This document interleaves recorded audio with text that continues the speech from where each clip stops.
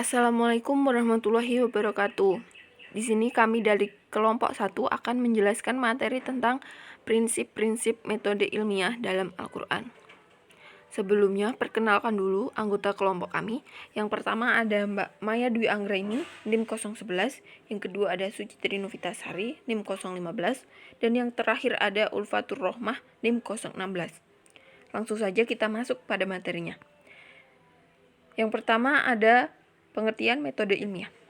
Istilah metode secara etimologis berasal dari bahasa Yunani, yaitu methods, yang merupakan sambungan dari kata depan meta, yang memiliki arti menuju, melalui, mengikuti, dan kata benda hodos, yang berarti jalan, cara, dan arah. Jadi, metode bisa dirumuskan suatu proses atau prosedur yang sistematik berdasarkan prinsip dan teknik ilmiah yang dipakai oleh disiplin ilmu untuk mencapai suatu tujuan tertentu.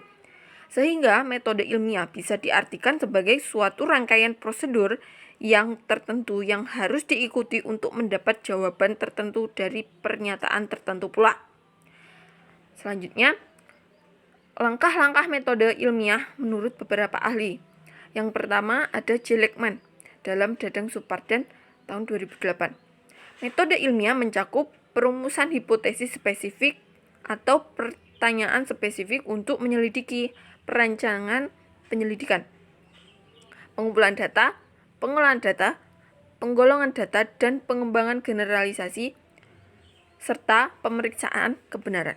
Yang kedua ada G tahun 1999, yaitu metode ilmiah mencakup menganalisis, mendeskripsikan, mengklasifikasikan, mengadakan pengukuran, memperbandingkan, dan melakukan survei.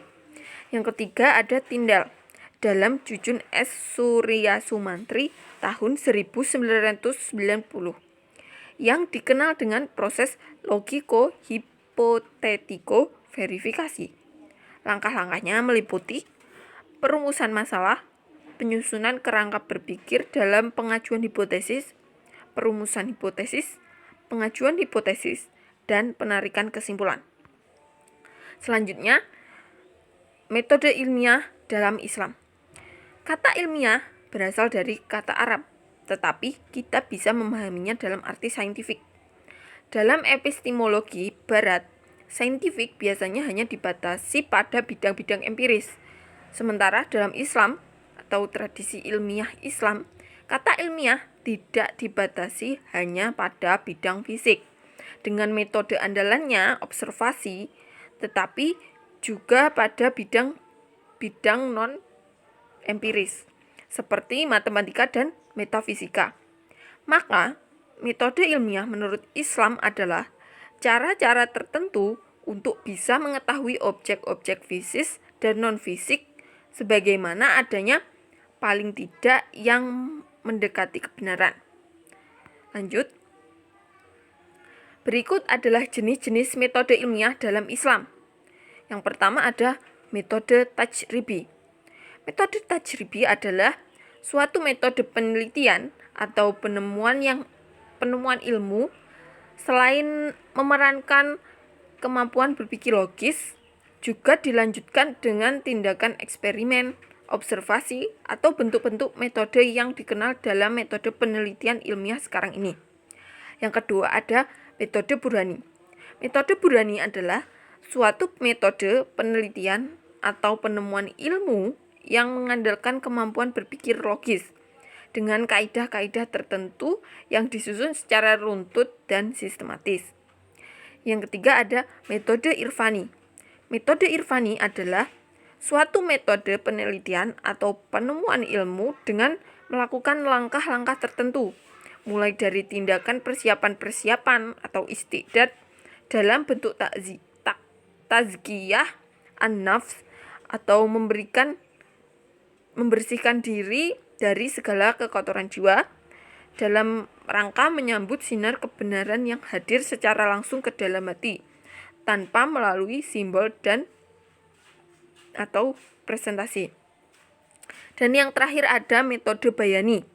Metode Bayani adalah suatu metode penelitian untuk menemukan ilmu dengan melalui usaha maksimal, seperti membaca, memahami, mempelajari, dan mengkaji penjelasan-penjelasan dari nas-nas Al-Quran dan Sunnah untuk menangkap pesan-pesan yang terdapat di dalamnya. Selanjutnya ada prinsip-prinsip metode ilmiah dalam Al-Quran. Yang pertama, kehidupan manusia tidak akan tegak dan berkembang tanpa adanya riset dan penemuan-penemuan ilmu yang dilakukan dengan usaha sungguh-sungguh. Karena kehidupan harus mengikuti rel kemajuan dan meningkatkan ke standar yang lebih baik. Maka, dalam kehidupan ilmiah harus ada memperdalam ilmu dan riset pengetahuan. Surat At-Taubah ayat 122. Yang kedua, tidak mengikuti sesuatu tanpa analisis. Taklid a'ma pen. Yang ketiga, tidak statis terhadap pandangan-pandangan Islam. Yang keempat, tidak mengikuti sesuatu pemikiran tanpa periksa dan analisis dengan menggunakan akal yang telah dikaruniakan Allah Subhanahu wa taala kepada seluruh manusia. Surah Al-Baqarah ayat 170.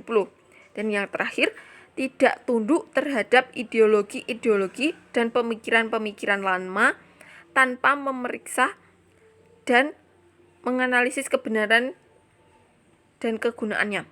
Surah Al-A'raf ayat 179. Adapun tujuan riset adalah untuk mendapatkan hasil yang berguna dalam memperbaiki tingkat kehidupan beragama berdasarkan syariat Islam. Surah Yunus ayat 101, Al-A'raf ayat 179, Al-Hajj ayat 46, Asy-Syura ayat 27, Al-Furqan ayat 2, dan Al-Isra ayat 16. Mungkin cukup sekian presentasi dari kelompok 1. Ada kurang lebihnya, kami mohon maaf. Wassalamualaikum warahmatullahi wabarakatuh.